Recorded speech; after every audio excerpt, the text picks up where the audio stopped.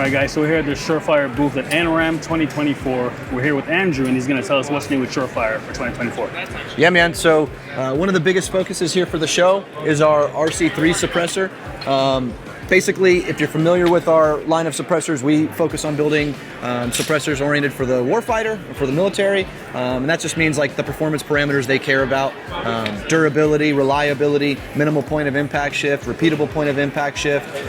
Sound is actually kind of low on the priority list for them. They want something that's going to work when they need it the most, and you can beat up, and it's still going to keep going.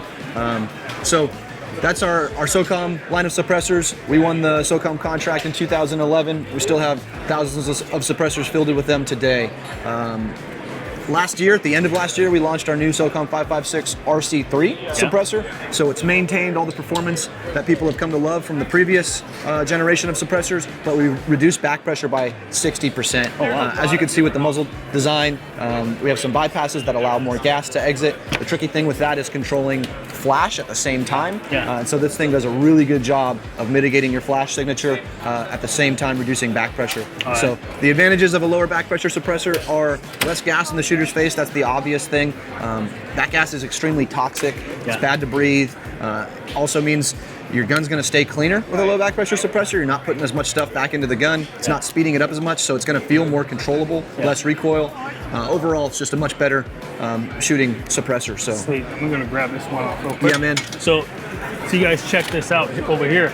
On the front end, you see this vent port, so I'm assuming gas gets vented through that? Yep. So now we have how much reduction in I guess, gas into the system are we looking at? It's about 60%. Yeah. That's significant. It's huge. It's a huge difference. So again, it's just going to be more controllable, better for the firearm, less wear and tear on parts, less gas in your face. It's just overall, it's a better shooting so suppressor. Any of your gas systems that I guess when you add a suppressor, you increase a lot of wear and tear on the weapons. You're bringing that number back down. Yep, so exactly. Traditionally, we went up, and now we're coming back down. Correct. Okay. Yeah. I mean, in the previous generation suppressor, the RC2, it's a phenomenal suppressor. We're still going to continue making them. We have to for contract purposes, but this is just taking it to the next level. Like you said, it's letting less gas come back into your shooter's face and into the weapon. So for example, on my MP7, you throw a can on there, and typically, after a few mags, you need to cover it.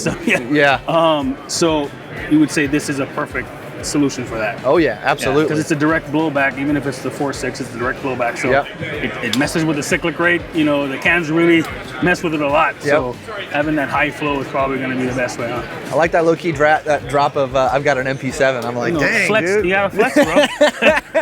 Like it's no big deal. Yeah, on my MP7. Yeah, that's sweet. But yeah, it would do great on that.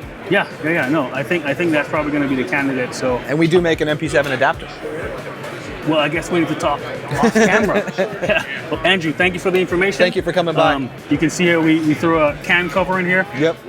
Just to mitigate some IR signature under nods, and it fits super good. And with that flared end on the new RC3, we were just talking about how it does a really good job of butting up against that, and it won't slide off. It'll stay super tight. That thing's solid, man. And doesn't add tattoos to your leg when you sling it down. That's true. That's true. Yeah, we don't need to be branded. Thanks, brother.